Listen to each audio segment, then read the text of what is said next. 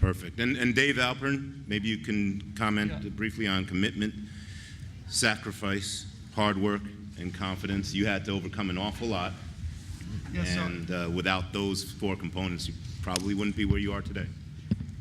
Yeah, when I saw those 4 words, I think the 3 are requirements for the first one. In other words, what are you committed to in your life? And if you're committed to something, it's going to take a lot of hard work. It's going to take a lot of sacrifice. It's going to take a lot of confidence.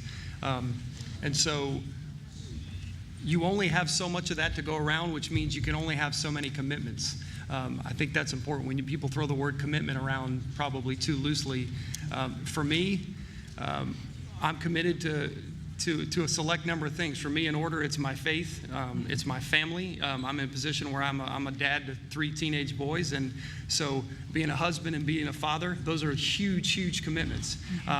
My career is probably the 3rd most important thing in my life, which is a big deal, being 3rd, but it's not 1st.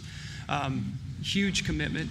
And I think you need to be committed to your community in whatever. Again, we've heard a lot about different passions, and it's inspiring to me to hear different people's passions. Again, for me, I have a few groups. Last night I left a dinner we had early to be a part of a board that I'm on that's a commitment, because I made a commitment to a group of people that every month we're going to meet, and I'm going to chair those meetings, and I'm going to be there. And I cut vacations short, and I fly back from things to be at that because it was a commitment.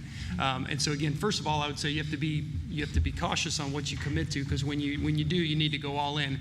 If I touch on real quickly the 3 components of it, hard work. Again, hard work. I kind of have when we bring in interns, I always tell them, my best advice is create more value than you're paid. I started as an unpaid intern, so that wasn't hard. I didn't have to do much. You need to become indispensable when it comes to your career, meaning don't ever say, that's not my job. Yes, it is. There is nothing that's below you to do.